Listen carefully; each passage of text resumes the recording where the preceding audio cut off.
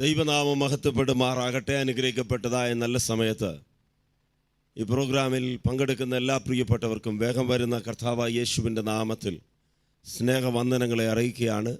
ലോകത്തിൻ്റെ വിവിധ ഭാഗങ്ങളിലായിരുന്ന് എല്ലാ ആഴ്ചകളിലും മുടക്കം കൂടാതെ ഈ പ്രോഗ്രാമിന് വേണ്ടി കാത്തിരിക്കുകയും ദൈവവചനം ശ്രദ്ധിക്കുകയും പ്രാർത്ഥനാ വിഷയങ്ങൾ പങ്കുചെയ്യുകയും ചെയ്യുന്ന എല്ലാ മാന്യപ്രേക്ഷകർക്കും വേഗം വരുന്ന കർത്താവായ യേശുവിൻ്റെ നാമത്തിൽ ഒരിക്കൽ കൂടെ സ്നേഹവന്ദനങ്ങളെ അറിയിക്കുന്നു.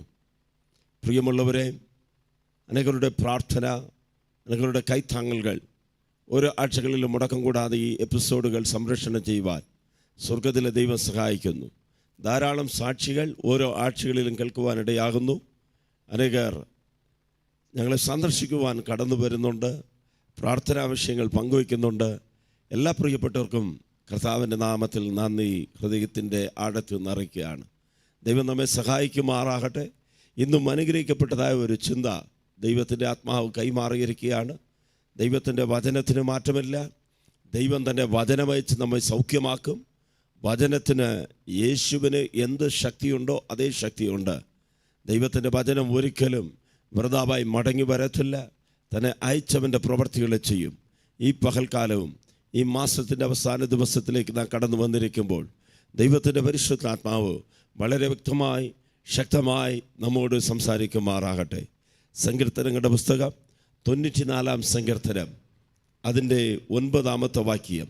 സങ്കീർത്തനങ്ങളുടെ പുസ്തകം 94 സങ്കീർത്തനം 9 വാക്യം. ചെവിയെ നട്ടവർ കേൾക്കുകയില്ലയോ?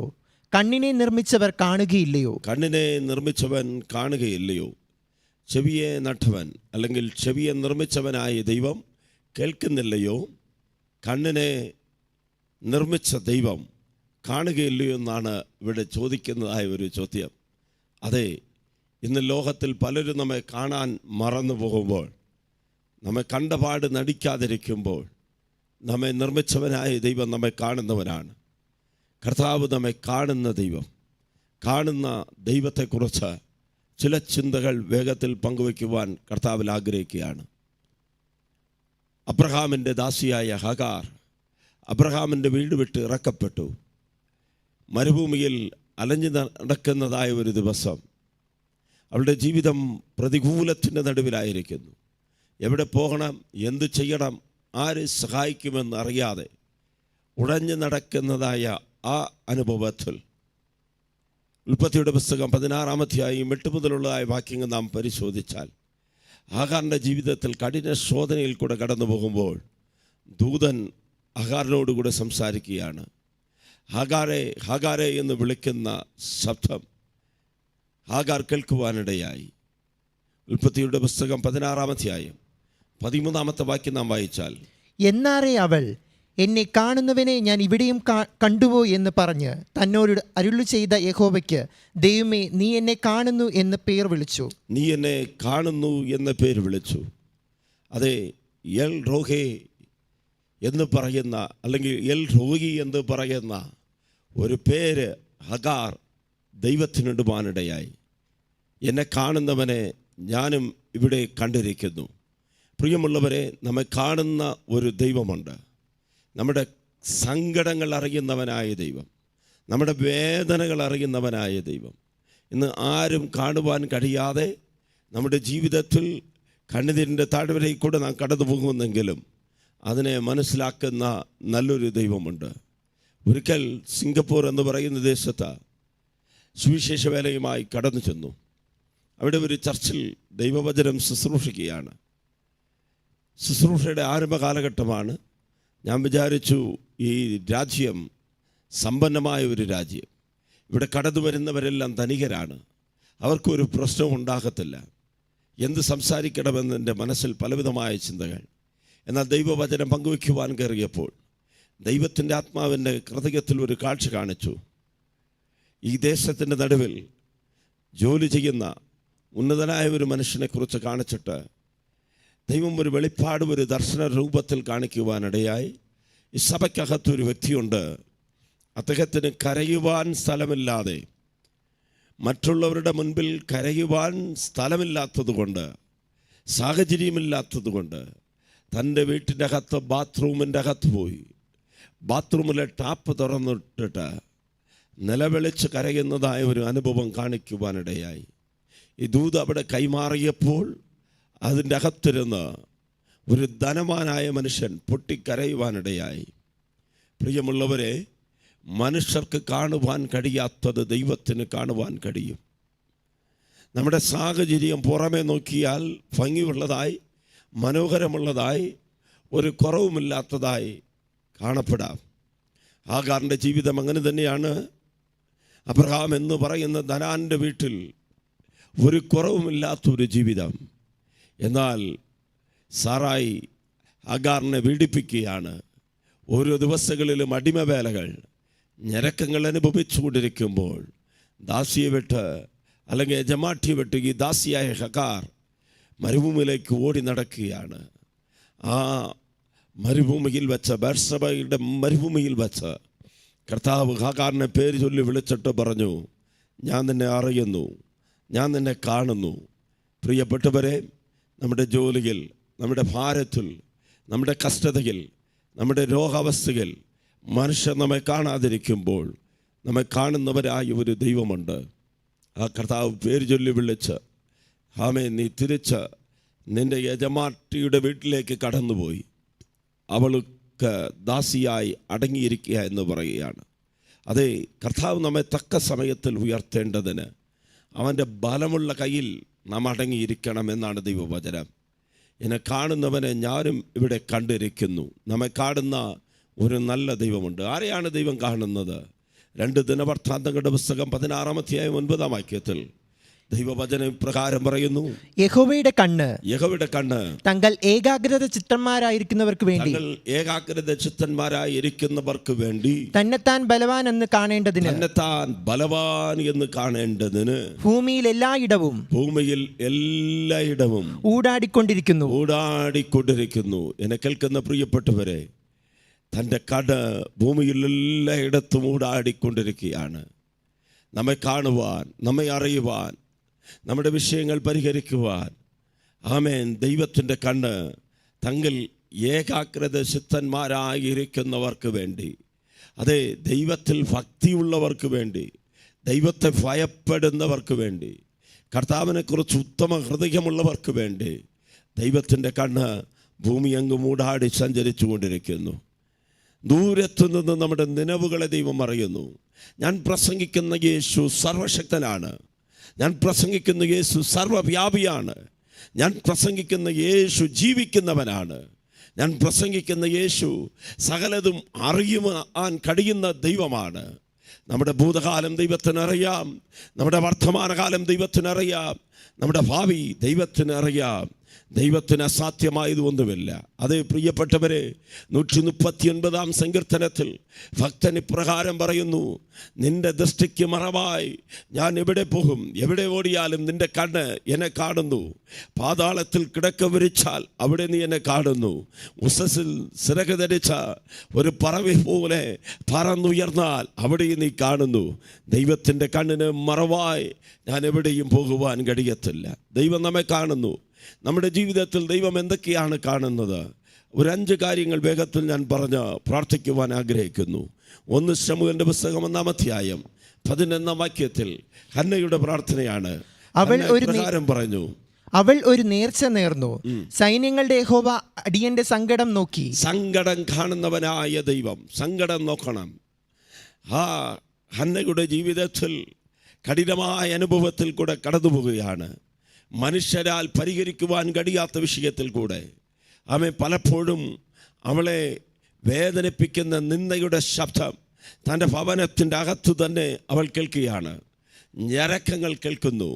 എൽക്കാനയെ കൊണ്ട്, ഭർത്താവിനെ കൊണ്ട് ആ വിഷയത്തിന് പരിഹാരമുണ്ടാക്കുവാൻ കഴിഞ്ഞില്ല. ഹന്ന ദേവാലയത്തിൽ വന്ന് ദൈവസന്നിധിയിൽ പ്രാർത്ഥിക്കുകയാണ്, എൻ്റെ സങ്കടം നീ കാണണം. പ്രിയപ്പെട്ടവരെ, മാതാവേ, പിതാവേ, സഹോദരനെ, സഹോദരിയെ, താങ്കളുടെ സങ്കടം കാണുവാൻ ഈ ലോകത്തിൽ ആരുമുണ്ടായെന്ന് വരത്തില്ല. നന്മ അനുഭവിക്കുമ്പോൾ കൂടെ അനുഭവിക്കുവാൻ, ചിരിക്കുമ്പോൾ കൂടെ സന്തോഷിക്കുവാൻ, നാം ആനന്ദിക്കുമ്പോൾ നമ്മോടുകൂടെ കൈത്തട്ടുവാൻ, വിജയം പ്രാപിക്കുമ്പോൾ പ്രോത്സാഹിപ്പിക്കുവാൻ പലരും കൂടെ ഉണ്ടാകും എന്ന് വരാം. എന്നാൽ കരയുമ്പോൾ, സങ്കടത്തിൻ്റെ നടുവിൽ, രോഗം ബാധിച്ച് വൈദ്യന്മാർ കൈവെടിയുമ്പോൾ, ഈ ലോകത്തിൽ എല്ലാവരും നമ്മെ തള്ളിക്കളയുമ്പോൾ നമ്മെ സ്നേഹിക്കുവാൻ കരുതുവാൻ ആരും കാണത്തില്ല. എന്നാൽ ദൈവം നമ്മുടെ സങ്കടങ്ങളെ കാണുന്നു. സങ്കടങ്ങളെ കണ്ട ദൈവം ഹന്നയുടെ പ്രാർത്ഥനയ്ക്ക് മറുപടിയായി മനോഹരമായ ഒരു ആൺകുഞ്ഞിനെയും തുടർന്ന് ചില മക്കളെയും നൽകുവാനിടയായി.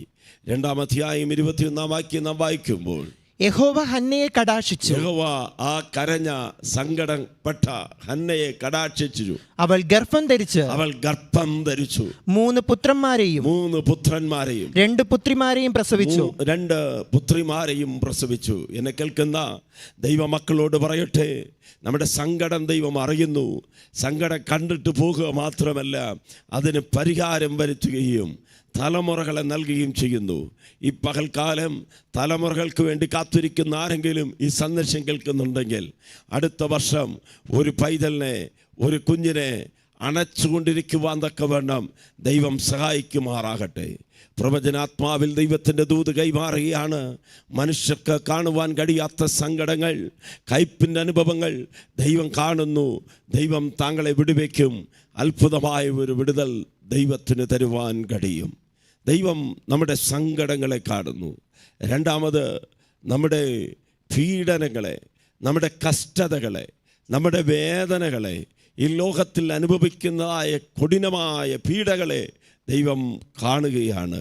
പുറപ്പാട് പുസ്തകം 3-ാം അധ്യായം 9-ാം വാക്യത്തിലേക്ക് കടന്നു വരുമ്പോൾ, ഇസ്രായേൽ ജനം കഠിനമായ ഉപദ്രവങ്ങൾ, കഠിനമായ പീഡനങ്ങൾ, ഫറവോന്റെ കീഴിൽ മിസ്രയീമിൽ അടിമകളായി അകപ്പെട്ട അടിമത്തത്തിൻ്റെ ചങ്ങലയുടെ അകത്ത് കടന്ന് കഷ്ടപ്പെടുകയാണ്.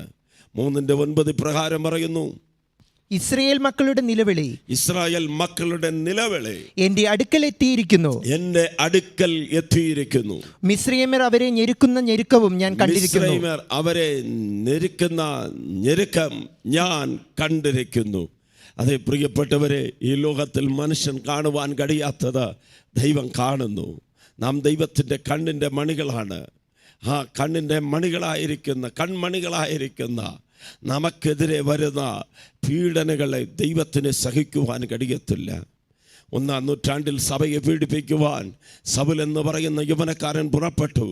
അനേകരെ പീഡിപ്പിച്ചു കൊണ്ടിരിക്കുമ്പോൾ ദമസ്കസിൽ വെച്ച് സൗലിന് ദൈവം പ്രത്യക്ഷനായി ഇപ്രകാരം പറഞ്ഞു, മുള്ളിൽ ചവിട്ടുന്നത് നിനക്ക് കഠിനമായി തീരും. ഇത് കേട്ടിട്ട് അവൻ നിലവിളിച്ചു, ആരാണ് നീ പീഡിപ്പിക്കുന്ന ക്രിസ്തു ഞാൻ തന്നെ. നമുക്കൊരു കഷ്ടത വരുമ്പോൾ, നമുക്കൊരു ഞെരുക്കം വരുമ്പോൾ അത് നമുക്ക് മാത്രമല്ല, ദൈവത്തിനാണ്. പ്രിയപ്പെട്ടവരെ, രോഗത്താൽ ഭാരപ്പെടുകയാണോ? കടഭാരങ്ങളാൽ ഞെരുക്കപ്പെടുകയാണോ? ജീവിതത്തിൽ മുൻപോട്ട് പോകുവാൻ കഴിയാതെ ആത്മഹത്യ ചെയ്താൽ എന്തെന്ന് ചിന്തിക്കുന്ന വ്യക്തി ജീവിതമാണോ? ഇന്ന് പകൽക്കാലം താങ്കളോടാണ് ദൈവത്തിൻ്റെ ആത്മാവ് സംസാരിക്കുന്നത്. നമ്മുടെ കഷ്ടത ദൈവം അറിയുന്നു, നമ്മുടെ പീഡനം ദൈവം കാണുന്നു. ആർക്കും കാണുവാൻ കഴിയാത്ത കാര്യങ്ങൾ ദൈവം കാണുക മാത്രമല്ല, ദൈവം ഇറങ്ങി വന്നിട്ട് നമ്മുടെ വിടുതലിന് വേണ്ടി മോശയെ ദൈവം തിരഞ്ഞെടുക്കും. മോശ മുഖാന്തരം ഇസ്രായേൽ ജനം വിടുവിക്കപ്പെട്ടതുപോലെ ഈ പകൽക്കാലം പ്രവചനാത്മാവിൽ പറയട്ടെ, താങ്കളുടെ വിടുതലിൻ്റെ സമയം അടുത്ത് വന്നിരിക്കുകയാണ്. ഏത് ബന്ധനത്തിലായിരുന്നാലും 430 സംവത്സരമായി ഒടുക്കപ്പെട്ടുകൊണ്ടിരിക്കുന്ന ബന്ധനത്തിൻ്റെ അകത്ത് ആരാലും വിടുവിക്കപ്പെടുവാൻ കഴിയാതെ കിടന്ന ഇസ്രായേൽ ജനത്തെ വിടുവിക്കുവാൻ ദൈവം ഇറങ്ങി വന്നതുപോലെ ഈ പകൽക്കാലം മദ്യത്തിൽ, മയക്കുമരുന്നിൽ, രോഗത്തിൽ, കഷ്ടത്തിൽ, കണ്ണുനീരിൽ അകപ്പെട്ട് കിടക്കുന്ന ചിലരെ വിടുവിക്കുവാൻ ദൈവം ഇറങ്ങി വന്നിരിക്കുകയാണ്. പാരമ്പര്യമായ രോഗം, മാനസികമായ രോഗങ്ങൾ, കടഭാരങ്ങൾ ഇനി ഒരിക്കലും പുറത്തു വരുവാൻ കഴിയത്തില്ല. ബന്ധനത്തിൻ്റെ അകത്തായിരിക്കുന്നു. അയ്യോ കഷ്ടം, ആരെന്നെ വിടുവിക്കും? ആരിൻ്റെ സങ്കടം കാണും? ഞാൻ ഏകനായിരിക്കുന്നു, ഞാൻ ഏകിയായിരിക്കുന്നു, എൻ്റെ സങ്കടം കാണുവാൻ ആരുമില്ലേ? എൻ്റെ ഭർത്തൃ വീട്ടിൽ എനിക്ക് കഷ്ടമാണ്, എൻ്റെ ജോലി സ്ഥലത്ത് ഞാൻ പീഡനങ്ങൾ അനുഭവിച്ചു കൊണ്ടിരിക്കുന്നു. പല ദേശത്ത് കുടുംബത്തെ വിട്ട് അകന്ന് കിടക്കുന്ന സ്ഥലത്ത് ഞാൻ ബന്ധനത്തിലായിരിക്കുന്നു, എന്നെ വിടുവിക്കുവാൻ ആരുമില്ല എന്ന് കരയുന്ന ചിലരുടെ നിലവിളി ഈ പകൽക്കാലം കർത്താവ് കേൾക്കുക മാത്രമല്ല, തങ്ങൾ അനുഭവിക്കുന്ന കടന്നു പോകുന്ന കഷ്ടത ദൈവം കാണുന്നു. ആരാണ്ട് കൊടുക്കുകയോ ദൈവത്തിൻ്റെ ആത്മാവ് ദൂതായി വിളിച്ചു പറയുന്നു, പ്രിയ ദൈവ പൈതലേ, മഹാകുടി കഷ്ടത്തിലാണ് താനായിരിക്കുന്നത്. പുറത്തു വരുവാൻ കഴിയാത്ത കാരാഗ്രഹത്തിൽ അടയ്ക്കപ്പെട്ടതുപോലെ ഇനി ഒരിക്കലും സ്വന്തം ബന്ധങ്ങളെ കാണുവാൻ, കുടുംബാംഗങ്ങളെ കാണുവാൻ, ദൈവം നൽകിയ ദർശനങ്ങൾ നിവൃത്തീകരിക്കുവാൻ കഴിയത്തില്ല എന്നുള്ള ബന്ധനത്തിലാണോ ആയിരിക്കുന്നത്? പറവോൻ ഈ ബന്ധനത്തിലായിരുന്നാലും നിന്റെ നിലവിളി ദൈവം കേൾക്കുന്നു. മക്കളെക്കുറിച്ച് കരയുന്ന, ദേശത്തെക്കുറിച്ച് കരയുന്ന നിലവിളി ദൈവം കേൾക്കുന്നു. ദൈവം രക്ഷകനായി വെളിപ്പെട്ട് വരും. അന്ന് മോശയെ ദൈവം രക്ഷകനായി എഴുന്നേൽപ്പിച്ചെങ്കിൽ ഇന്ന് ഇതാ 2000 വർഷങ്ങൾക്ക് മുൻപ് കൊൽഗതാ മറയിൽ നമുക്ക് വേണ്ടി അടിക്കപ്പെട്ട കർത്താവായ യേശു ക്രിസ്തു ജീവനോടുകൂടെ ഇരിക്കുന്നു. കല്ലറയെ തകർത്ത ജീവനോട് എഴുന്നേറ്റു വന്നവനായ ക്രിസ്തു ഇന്നും നമ്മെ വിടുവിക്കേണ്ടതിന് ശക്തനാണ്. നസ്രാനായ യേശുവിനെ ദൈവം പരിശുദ്ധാത്മാവിനാലും ശക്തിയാലും നിറച്ചു. എന്തിനു വേണ്ടി? ബന്ധിക്കപ്പെട്ടവരെ വിടുവിക്കുവാൻ. പാപത്തിൻ്റെ ബന്ധനം, അടിമത്വത്തിൻ്റെ ബന്ധനം, ശാപത്തിൻ്റെ ബന്ധനം, ഈ അടിമകളെപ്പോലെ മിസ്രൈമിൽ അകപ്പെട്ട് കിടന്നവരെ ആർക്കും വിടുവിക്കുവാൻ കഴിയാതിരുന്ന അനുഭവത്തിൽ അവൻ ഭക്തൻ ചോദിക്കുകയാണ്, ചെവിയെ നിർമ്മിച്ചവൻ കേൾക്കുന്നില്ലയോ? കണ്ണ് നിർമ്മിച്ചവൻ കാണുന്നില്ലയോ? ഇല്ല, അവൻ കാണാത്തവര് ദൈവത്തെയല്ല, കേൾക്കാത്തവര് ദൈവത്തെയല്ല നാം ആരാധിക്കുന്നത്. അവന് കണ്ണുണ്ട്, ചെവിയുണ്ട്, കേൾക്കുന്ന ദൈവമാണ്. അവൻ നമ്മുടെ പ്രാർത്ഥനയ്ക്ക് മറുപടി നൽകുന്ന ദൈവമാണ്. നമ്മുടെ പ്രശ്നങ്ങളെ കാണുന്ന ദൈവമാണ്. തക്ക സമയത്തിൽ നമ്മുടെ ജീവിതത്തിൽ കർത്താവ് ഇറങ്ങി വരും. ഞാൻ വിശ്വസിക്കുന്ന ഈ സന്ദേശം കേട്ടുകൊണ്ടിരിക്കുമ്പോൾ തന്നെ താങ്കളെ വിടുവിക്കുവാൻ ഏത് സാഹചര്യത്തിലായാലും കർത്താവ് ഇറങ്ങി വരും. ദൈവത്താൽ അസാധ്യമായതുമൊന്നുമില്ല. യോഹന്നാന്റെ സുവിശേഷം 5-ാം അധ്യായം 6-ാമത്തെ വാക്യം വായിക്കുമ്പോൾ, അവൻ കിടക്കുന്നത് യേശു കണ്ട്. 38 വർഷങ്ങളായി കുടക്കരയിൽ കിടക്കുന്ന ഒരു മനുഷ്യൻ, അവനെ സഹായിക്കുവാൻ, അവനെ വിടുവിക്കുവാൻ, അവനെ സൗഖ്യമാക്കുവാൻ ആരുമില്ല. പലപ്പോഴും ദൂതൻ ഇറങ്ങി വന്ന് കുടം കലക്കുന്നവൻ കണ്ടിട്ടുണ്ട്, എന്നാൽ അവനെ വിടുവിക്കുവാൻ ആരുമില്ല. ദീർഘവർഷമായി കിടക്കുന്നവനെ കർത്താവ് കണ്ടു. കിടപ്പ് രോഗിയായി കിടക്കുന്നവരെ ദൈവം കാണുകയാണ്. വീൽ ചെയറിലിരുന്ന് ഈ സന്ദേശം കേൾക്കുന്നവരെ ദൈവം കാണുകയാണ്. പ്രശ്നത്തിൻ്റെ നടുവിലായിരിക്കുന്നവരെ എൻ്റെ ദൈവം കാണുന്നു. ഈ ലോകത്തിൽ ആരും കാണാത്തവരെ കർത്താവ് കാണുകയാണ്. ആ കുടത്തിൽ പല ദീനന്മാർക്കും സൗഖ്യം നൽകുവാൻ അവൻ ദൂതൻ ഇറങ്ങി വന്നു. എന്നാൽ ഇന്ന് ദൂതനല്ല, സർവശക്തനായ അൽബയും ഒമേഹയുമായ ആദ്യനും അന്തനുമായ കർത്താവായ യേശു ഇറങ്ങി വന്നിരിക്കുകയാണ്. 5-6 വീണ്ടും ഒരിക്കൽ കൂടെ വായിക്കാം. അവൻ കിടക്കുന്നത് യേശു കണ്ട്. അവൻ കിടക്കുന്നത് യേശു കണ്ട്. ഇങ്ങനെ ഏറിയ കാലമായിരിക്കുന്നു എന്നറിഞ്ഞ്. നിനക്ക് സൗഖ്യമാകുവാൻ മനസ്സുണ്ടോ എന്ന് അവനോട് ചോദിച്ചു. സൗഖ്യമാകുവാൻ മനസ്സുണ്ടോ എന്ന് ചോദിച്ചു. പ്രിയപ്പെട്ടവരെ, പുറപ്പാട് പുസ്തകം 15-ാം അധ്യായം 26-ാം വാക്യത്തിൽ ഇപ്രകാരം നാം വായിക്കുന്നു, ആമേൻ, നിന്റെ ദൈവമായ യഹോവയുടെ വാക്ക് നീ ശ്രദ്ധയോടെ കേട്ട്, നിന്റെ ദൈവമായ യഹോവയുടെ വാക്ക് നീ ശ്രദ്ധയോടെ കേട്ട്, അവന് പ്രസാദമുള്ളതൊക്കെയും ചെയ്യുകയും, അവന് പ്രസാദമുള്ളതൊക്കെയും ചെയ്യുകയും, അവന്റെ കൽപ്പനകളെ അനുസരിച്ച്, അവന്റെ കൽപ്പനകളെ അനുസരിച്ച്, അവന്റെ സകല വിധികളും പ്രമാണിക്കുകയും, അവന്റെ സകല വിധികളും പ്രമാണിക്കുകയും ചെയ്താൽ, ഞാൻ മിസ്രയീമ്യർക്ക് വരുത്തിയ വ്യാധികളിൽ ഒന്നും നിനക്ക് വരുത്തുകയില്ല. ഞാൻ നിന്നെ സൗഖ്യമാക്കുന്ന യഹോവയാകുന്നു. സൗഖ്യമാക്കുന്ന യഹോവ. ഈ പകൽക്കാലം ഈ സന്ദേശം കേൾക്കുമ്പോൾ ഇത് വിശ്വസിക്കുവാൻ കഴിയുമെങ്കിൽ, എത്ര ദീർഘവർഷമായി നിങ്ങൾ കിടക്കയിൽ കിടക്കുന്നവരായാലും, വീൽ ചെയറിലായിരിക്കുന്നവരെങ്കിലും, ആമേൻ, വൈദ്യന്മാരാൽ കൈവിടപ്പെട്ടവരെങ്കിലും, ഈ മകനോട് ദൈവത്തിൻ്റെ ആത്മാവ് പറഞ്ഞ ദൂത് കേട്ടിട്ട് അവൻ കിടക്ക എടുത്തിട്ട് നടന്നതുപോലെ യേശുവിൻ്റെ നാമത്തിൽ കൽപ്പിക്കുകയാണ്, ചാടി എഴുന്നേൽക്കുക. അസ്ഥികളിൽ ബലൻ ഉണ്ടാകട്ടെ, ശരീരത്തിൽ ശക്തി വ്യാപരിക്കട്ടെ. ഇന്നും സൗഖ്യദായകനായ യേശു ജീവിക്കുന്നു. TV-യിൽ കൂടെ ദൈവവചനം കേട്ടുകൊണ്ടിരിക്കുമ്പോൾ സൗഖ്യമായ പലരുടെ സാക്ഷ്യങ്ങൾ ഞാൻ കേട്ടിട്ടുണ്ട്. പലരും സാക്ഷ്യങ്ങൾ വിളിച്ച് പറയാറുണ്ട്. ഈ പകൽക്കാലം അത്ഭുതത്തിൻ്റെ ദിവസമാണ്. ഏത് വലിയ രോഗമായാലും യേശു താങ്കളെ കാണുന്നു. കിടക്കയിൽ കിടക്കുന്ന താങ്കളെ കാണുന്നു. അവ വീണ്ടും ഞാൻ ആവർത്തിക്കുകയാണ്, വീൽ ചെയറുകളിൽ ഇരിക്കുന്നവരെ ദൈവം കാണുന്നു. വൈദ്യന്മാരാൽ കൈവിടപ്പെട്ടവരെ ദൈവം കാണുന്നു. അവൻ തീരാ രോഗത്താൽ, മാറാ രോഗത്താൽ ഇനി ഒരിക്കലും ഗുണം പ്രാപിക്കത്തില്ല എന്ന് പറയപ്പെട്ട രോഗത്തിൽ ബന്ധിക്കപ്പെട്ട് കിടക്കുന്നവരെ യേശു കാണുന്നു. യേശു കാണുക മാത്രമല്ല, അവൻ സൗഖ്യദായകനാണ്. ഞാൻ നിന്നെ സൗഖ്യമാക്കുന്ന യഹോവ, ഐ ആം യുവർ ഹീലർ.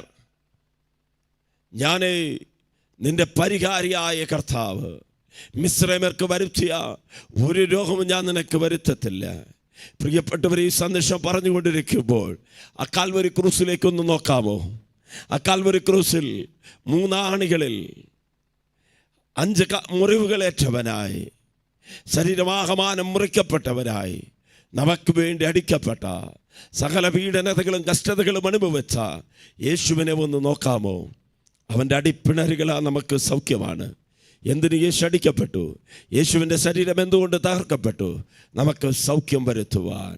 എന്നെ ആരും കാണുന്നില്ലേ എന്ന് പറയുന്ന ചോദ്യത്തിന്, കണ്ണ് നിർമ്മിച്ചവൻ കാണുന്നില്ലയോ എന്ന ചോദ്യത്തിന് ഉത്തരമായി, ഇല്ല, നിന്റെ വിഷയം ദൈവം അറിയുന്നു. നിന്റെ വിഷയം പറയുവാൻ ആരുമില്ല. നിനക്ക് വേണ്ടി ഇടിവൻ നിൽക്കുവാൻ ആരുമില്ല, കരയുവാൻ ആരുമില്ല. എന്നാൽ ദൈവം കാണുന്നു. പ്രിയപ്പെട്ടവരെ, സൗഖ്യദായകൻ താങ്കളുടെ റൂമിൻ്റെ അകത്ത്, താങ്കളായിരിക്കുന്ന സ്ഥലത്ത്, ഏത് സാഹചര്യത്തിൽ ഈ സന്ദേശം കേട്ടാലും കർത്താവ് ഇറങ്ങി വരികയാണ്. ഈ പകൽക്കാലം സൗഖ്യത്തിൻ്റെ ദിവസമാണ്. ലൂക്കോസിൻ്റെ സുവിശേഷം 19-ാം അധ്യായം 5-ാമത്തെ വാക്യം.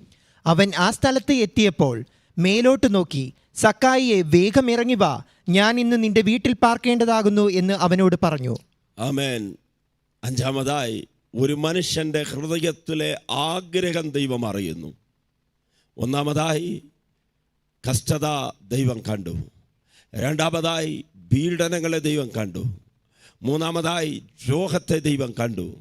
4-ാമതായി, ഒരു മനുഷ്യൻ്റെ ആമേൻ ഹൃദയത്തിലെ ആഗ്രഹത്തെ ദൈവം കാണുകയാണ്. ആ മനുഷ്യൻ മറഞ്ഞിരിക്കുകയാണ്. അത്തിവൃക്ഷത്തിൻ്റെ ഇടയിൽ ആരും കാണുവാൻ കഴിയാത്തവണ്ണം ഒഴിഞ്ഞിരിക്കുകയാണ്. അവൻ്റെ ഹൃദയത്തിൽ ആഗ്രഹം ഒന്ന് മാത്രമാണ്, യേശുവിനെ കാണണം, യേശുവിനെ കാണണം, യേശുവിനോട് സംസാരിക്കണം. എന്നാൽ പല തടസ്സങ്ങളുണ്ട്. യേശുവിൻ്റെ ചുറ്റിലും ഇരിക്കുന്ന പുരുഷാരം തടസ്സമായി നിൽക്കുന്നു. പ്രതികൂലമായ സാഹചര്യങ്ങളുണ്ട്. എന്നാൽ ആഗ്രഹം നഷ്ടപ്പെടുത്താതെ ആ മനുഷ്യൻ ഓടി വന്ന് കാട്ടത്തി വൃക്ഷത്തിൻ്റെ മേളിൽ കയറിയിരുന്ന് നോക്കുകയാണ്. ലൂക്കോസ് 19:5 യേശു അത്തിവൃക്ഷത്തിൻ്റെ തണലിൽ വന്ന് നിന്നിട്ട് മേലോട്ട് നോക്കി ആ സക്കായിനെ പേര് ചൊല്ലി വിളിച്ചിട്ട് പറഞ്ഞു, ഇന്ന് എനിക്ക് നിൻ്റെ കൂടെ പാർക്കണം. അതേ പ്രിയപ്പെട്ടവരെ, നമ്മുടെ ആഗ്രഹങ്ങളെ ദൈവം കാണുന്നു. സങ്കീർത്തനം 20 ഇപ്രകാരം പറയുന്നു, അവൻ നിൻ്റെ ഹൃദയത്തിലെ ആഗ്രഹങ്ങളെല്ലാം നിവൃത്തീകരിക്കുന്ന ദൈവം. പ്രിയപ്പെട്ടവരോട് ദൂതായി വിളിച്ചു പറയട്ടെ, താങ്കളുടെ ഹൃദയത്തിലുള്ള നല്ല നല്ല ആഗ്രഹങ്ങളെ നിവൃത്തീകരിക്കുവാൻ എൻ്റെ ദൈവത്തിന് കഴിയും. മക്കളെങ്കിൽ നാം അവകാശികളാണ്. ആമേൻ. ഈ ലോകത്തിൽ അപ്പന്മാരോട് ആമേൻ അപ്പം ചോദിച്ചാൽ കല്ലിനെ അവർ തരത്തില്ല, മീനിനെ ചോദിച്ചാൽ പാമ്പിനെ തരത്തില്ല, മുട്ട ചോദിച്ചാൽ തേടിനെ തരത്തില്ല. ദോഷികളായ നമ്മുടെ മാതാപിതാക്കൾ അല്ലെങ്കിൽ നമുക്ക് നമ്മുടെ മക്കൾക്ക് നല്ല ദാനങ്ങളെ കൊടുക്കുവാൻ അറിയുമ്പോൾ നമ്മുടെ സ്വർഗസ്ഥനായ പിതാവ് യാചിക്കുന്നതിലും നനയ്ക്കുന്നതിലും അത്യന്തപരമായി ചെയ്യുവാൻ കഴിയുന്നവനായ ദൈവം ഇന്ന് പകൽക്കാലം താങ്കൾക്ക് വിശ്വസിക്കുവാൻ കഴിയുമെങ്കിൽ ദൈവത്തിന് അത്ഭുതം ചെയ്യുവാൻ കഴിയും. അതെ, ഹൃദയത്തിലെ നല്ല ആഗ്രഹമാണ്. ആ സക്കായിയുടെ ഹൃദയത്തിലെ ആഗ്രഹമാണ് യേശുവിനെ ഒന്ന് കാണണം, യേശുവിൻ്റെ ഹല്ലേലൂയ സൗന്ദര്യം ഒന്ന് കാണണം, യേശുവിനെ ഒന്ന് നേരിൽ കാണണമെന്ന് അവൻ ആഗ്രഹിച്ചപ്പോൾ ആരും പറഞ്ഞു കൊടുത്തില്ല, ആരും റെക്കമെൻഡ് ചെയ്തില്ല. യേശു അതിനെ അറിഞ്ഞു. യേശു അതിനെ കണ്ടിട്ട് പറഞ്ഞു, ഇന്ന് ഞാൻ നിൻ്റെ വീട്ടിൽ പാർക്കുവാൻ പോവുകയാണ്. ഹൃദയത്തിൽ നല്ല ആഗ്രഹങ്ങൾ ഉണ്ടാകട്ടെ, നല്ല ദർശനങ്ങൾ ഉണ്ടാകട്ടെ, നല്ല കാഴ്ചപ്പാടുകൾ ഉണ്ടാകട്ടെ. അതെ, ഹബക്കൂക്ക് പ്രവാചകൻ വിളിച്ചു പറഞ്ഞു, ദർശനത്തിന് ഒരു അവധി വച്ചിരിക്കുന്നു. അത് സമാപ്തിയിലേക്ക് ബന്ധപ്പെട്ടുകൊണ്ടിരിക്കുന്നു. ദൈവദാസന്മാരെ, ഹൃദയത്തിൽ നല്ല ആഗ്രഹമുണ്ടോ അതിനെ ദൈവം നിവർത്തീകരിക്കും. മാതാപിതാക്കളെ, മക്കളെക്കുറിച്ച് നല്ല ആഗ്രഹങ്ങളുണ്ടോ അതിനെ നിവർത്തീകരിക്കും. യൗവനക്കാരാ, ആമേൻ, നിന്റെ ഭാവിയെക്കുറിച്ച് നിന്റെ ഹൃദയത്തിൽ നല്ല ആഗ്രഹമുണ്ടോ?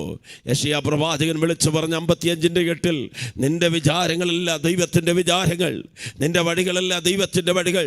ആകാശം ഭൂമിക്കും ഇത് ഉയർന്നിരിക്കുന്നത് പോലെ ദൈവത്തിൻ്റെ വിചാരങ്ങളും വഴികളും വലിയത്. അതെ, നാം ചിന്തിക്കുന്നതിലും നമ്മുടെ ദൃഷ്ടിയിൽ ഉള്ള സ്വപ്നങ്ങളെക്കാൾ അധികമായി ദൈവത്തിന് പ്രവർത്തിക്കുവാൻ കഴിയും.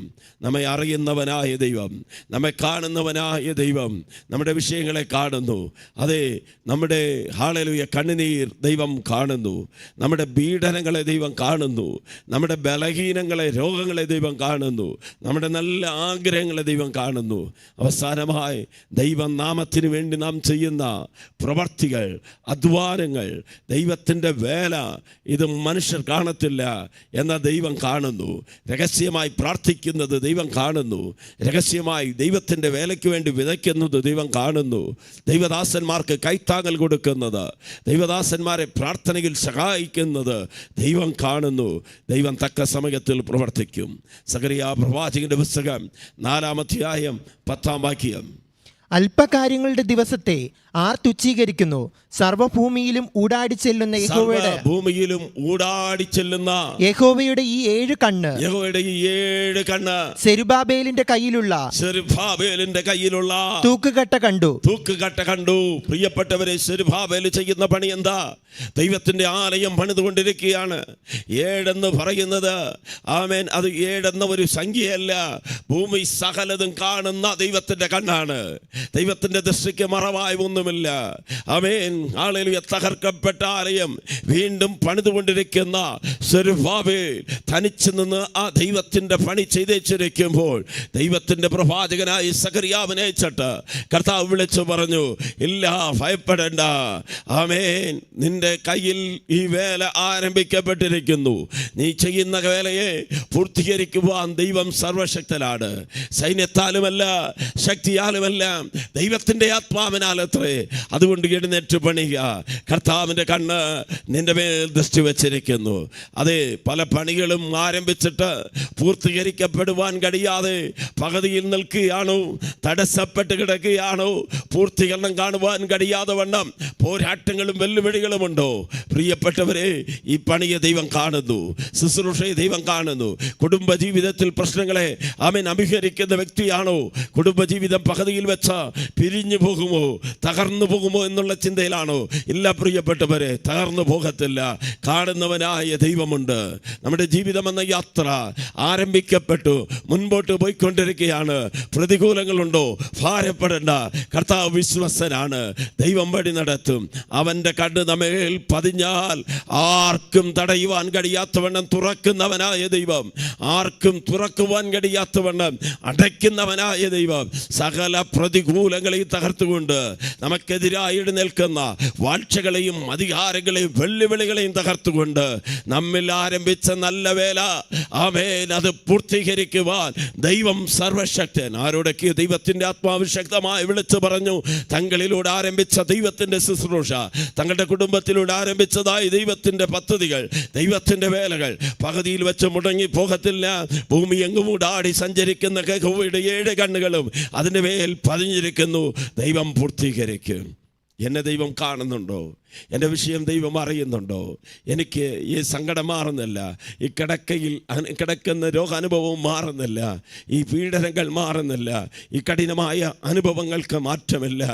എന്ന് തീരും എൻ്റെ വിഷയം, എന്ന് മാറും എൻ്റെ പ്രതികൂലം എന്നുള്ള ചിന്തയിലാണോ താങ്കളായിരിക്കുന്നത്? ഭാരപ്പെടേണ്ട. നമ്മെ കാണുന്നവനായ ഒരു നല്ല ദൈവമുണ്ട്. ദൈവം നമ്മെ കാണണമെങ്കിൽ നമ്മുടെ ഹൃദയം എങ്ങനെയായിരിക്കണം? മത്തായിയുടെ സുവിശേഷം 5-ാം അധ്യായം 8-ാം വാക്യത്തിൽ കർത്താവായ യേശു ഇപ്രകാരം പറഞ്ഞു, ഹൃദയ ശുദ്ധിയുള്ളവർ ഭാഗ്യവാന്മാർ, അവർ ദൈവത്തെ കാണും. ഹല്ലേലൂയ. ആകാർ ഒരു പേരിട്ടു, എന്നെ കാണുന്നവനെ ഞാനും കണ്ടു. പലപ്പോഴും ദൈവം നമ്മെ കാണുന്നുണ്ട്, നമുക്ക് ദൈവത്തെ കാണാൻ പറ്റുന്നില്ല. എന്തുകൊണ്ട് നമുക്ക് ദൈവത്തെ കാണാൻ പറ്റുന്നില്ല? നമ്മുടെ ഹൃദയം ശുദ്ധമായിട്ടില്ല. നമ്മുടെ ഹൃദയം ശുദ്ധീകരിക്കപ്പെടണം. ഹൃദയത്തിലെ മുറിവുകൾ സൗഖ്യമാകണം. ഹൃദയത്തിലെ പാപങ്ങൾ സൗഖ്യമാകണം. യേശുവിൻ്റെ രക്തം സകല പാപങ്ങളും നീക്കി നമ്മെ ശുദ്ധീകരിക്കുന്നു. അവൻ്റെ രക്തത്താൽ ആമേൻ സകല പാപങ്ങളും കഴുകപ്പെട്ടിരിക്കുന്നു. ഇന്ന് പകൽക്കാല കർത്താവിന് കഴുകണമേ, അങ്ങേ കാണുവാൻ, അങ്ങയുടെ ശബ്ദം കേൾക്കുവാൻ എന്നെ സഹായിക്കണമെന്ന് ദൈവസന്നിധി സമർപ്പിക്കാമോ? ദൈവം നമ്മെ കാണുന്നു. ആ ദൈവത്തെ നാം കണ്ടാൽ നമ്മുടെ ജീവിതം മാറും. നമ്മുടെ ജീവിതത്തിന് മാറ്റമുണ്ടാകും. നമ്മെ കാണുന്ന ദൈവത്തെ നാം കണ്ടാൽ നമ്മുടെ പ്രശ്നം മാറും. മക്കൾ നമുക്ക് ലഭിക്കും. നമ്മെ കാണുന്ന ദൈവത്തെ നമുക്ക് കാണുവാൻ കഴിഞ്ഞാൽ പീഡനങ്ങളിൽ നിന്ന് വിടുതൽ പ്രാപിക്കും.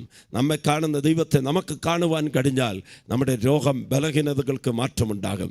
നമ്മെ കാണുന്ന ദൈവത്തെ നമുക്ക് കാണുവാൻ കഴിഞ്ഞാൽ നമ്മുടെ ഹൃദയത്തിലെ ആഗ്രഹം നിവർത്തിക്കപ്പെടും. നമ്മെ കാണുന്ന ദൈവത്തെ നമുക്ക് കാണുവാൻ കഴിഞ്ഞാൽ നമ്മിൽ ആരംഭിക്കപ്പെട്ട ദൈവിക പണികൾ പൂർത്തീകരിക്കപ്പെടും. വിശ്വസിക്കുന്നുണ്ടോ? കണ്ണുകളടയ്ക്കാമോ? പ്രാർത്ഥിക്കാമോ? ഈ പകൽക്കാല രോഗികളായിരിക്കുന്നവർക്ക് വേണ്ടി പ്രത്യേകം പ്രാർത്ഥിക്കുവാൻ ഞാൻ ആഗ്രഹിക്കുകയാണ്. അതുപോലെ തന്നെ ഹൃദയത്തിലെ ആഗ്രഹങ്ങൾ നിവൃത്തീകരിക്കപ്പെടുവാൻ പ്രാർത്ഥിക്കുകയാണ്. ഹന്നയെ പോലെ ഒരു നേർച്ച നടന്ന് ദൈവസന്നിധിയിൽ പ്രാർത്ഥിക്കാമോ? കർത്താവ് വിടുവയ്ക്കും. സ്വർഗത്തിലും ഭൂമിക്കും നാഥനായ വാഴ്ത്തപ്പെട്ട നല്ല ദൈവമേ, ഈ അനുഗ്രഹിക്കപ്പെട്ട പകൽക്കാലം സന്ദേശം കേട്ടുകൊണ്ടിരിക്കുന്ന മാതാപിതാക്കൾ, സഹോദരി സഹോദരങ്ങൾ, ദേശത്തിൻ്റെ വിവിധ ഭാഗങ്ങളിൽ ജോലി തിരക്കിൻ്റെ നടുവിലും ദൈവശബ്ദം കേൾക്കുന്ന പ്രിയപ്പെട്ടവർക്കായി പ്രാർത്ഥിക്കുന്നു. നാഥ, കണ്ണുനീരിലായിരിക്കുന്നവർക്ക് വേണ്ടി പ്രാർത്ഥിക്കുന്നു. മുറിവേറ്റ ഹൃദയവുമായി കാണപ്പെടുന്നവർക്ക് വേണ്ടി പ്രാർത്ഥിക്കുന്നു. തീരാ രോഗത്തിൽ അകപ്പെട്ട് കിടക്കുന്നവർക്ക് വേണ്ടി പ്രാർത്ഥിക്കുന്നു. കടഗണികളിൽ അകപ്പെട്ടവർക്കായി പ്രാർത്ഥിക്കുന്നു. നാഥ, അടിമത്വത്തിൻ്റെ ചങ്ങലകളിൽ ബന്ധിക്കപ്പെട്ട് കിടക്കുന്നവർക്കായി പ്രാർത്ഥിക്കുന്നു. ഊരാ കുടുക്കുകളിൽ അകപ്പെട്ടവർക്കായി പ്രാർത്ഥിക്കുന്നു. യൗവനക്കാർക്കായി പ്രാർത്ഥിക്കുന്നു. സഹോദരി സഹോദരന്മാർക്കായി പ്രാർത്ഥിക്കുന്നു. ക്രിസ്തുവിൻ്റെ വേല ചെയ്യുന്ന പ്രിയപ്പെട്ടവർക്ക് വേണ്ടി പ്രാർത്ഥിക്കുന്നു. ആമേൻ. നല്ല ആഗ്രഹങ്ങളോടുകൂടി ദൈവത്തെ അന്വേഷിക്കുന്നവർക്ക് വേണ്ടി പ്രാർത്ഥിക്കുന്നു. കണ്ണുകളെ തുറന്നാട്ടെ. കർത്താവിനെ കാണുവാൻ ദൈവം സഹായിക്കണമേ. ഹൃദയദൃഷ്ടിയെ പ്രകാശിപ്പിക്കണമേ. രോഗികളെ സൗഖ്യമാക്കണമേ. വീൽ ചെയറുകളിലിരിക്കുന്നവർ, കിടപ്പ് രോഗികളായിരിക്കുന്നവർ, ഡോക്ടർമാരായി കൈവെടിയപ്പെട്ടവർ, യേശുവിൻ്റെ നാമത്തിൽ സൗഖ്യം പ്രാപിക്കട്ടെ. ഞാൻ നിങ്ങളെ സൗഖ്യമാക്കുന്ന യഹോവ എന്നരുളി ചെയ്ത കർത്താവ് ഈ പകൽക്കാലം പ്രിയപ്പെട്ടവരെ തൊടേണ്ടതിന് പ്രാർത്ഥിക്കുന്നു. അത്ഭുതങ്ങളാൽ, അടയാളങ്ങളാൽ, വീര്യ പ്രവർത്തികളാൽ ദൈവം തൻ്റെ വചനത്തെ ഉറപ്പിക്കേണ്ടതിന് പ്രാർത്ഥിക്കുന്നു. ഹല്ലേലൂയ. സക്കായിനെ പോലെ യേശുവെ കാണുവാൻ ആഗ്രഹിച്ചവനെ കർത്താവ് കണ്ട് അവൻ്റെ ഭവനത്തിൽ പോയി അവൻ്റെ ജീവിതത്തിൽ വലിയ മാറ്റം വരുത്തിയതുപോലെ പ്രിയപ്പെട്ടവർക്ക് മാറ്റം വരുത്തും. നന്മയാൽ നിറയ്ക്കും. മഹത്വം കർത്താവിന്. ഈ പ്രോഗ്രാം ഇത്രത്തോളം ദൈവം നടത്തിയതിനായി സ്തോത്രം. എല്ലാ മഹത്വവും ആരാധനയും സ്തുതിയും കർത്താവിന് അർപ്പിക്കുന്നു. പ്രാർത്ഥന കേട്ടതിനായി സ്തോത്രം. യേശുവിൻ്റെ ധന്യനാമത്തിൽ പ്രാർത്ഥിക്കുമ്പോൾ കേൾക്കണം നല്ല പിതാവേ. ആമേൻ. ദൈവം താങ്കളെ അനുഗ്രഹിക്കുമാറാകട്ടെ. വിലപ്പെട്ട പ്രാർത്ഥനാ വിഷയങ്ങൾ, നിർദ്ദേശങ്ങൾ, സാക്ഷ്യങ്ങൾ ഞങ്ങളെ വിളിച്ചറിയിക്കുവാൻ മറക്കരുത്. സഭയായി, കുടുംബമായി ഞങ്ങൾ നിങ്ങൾക്ക് വേണ്ടി പ്രാർത്ഥിക്കുന്നു. God bless you. Thank you.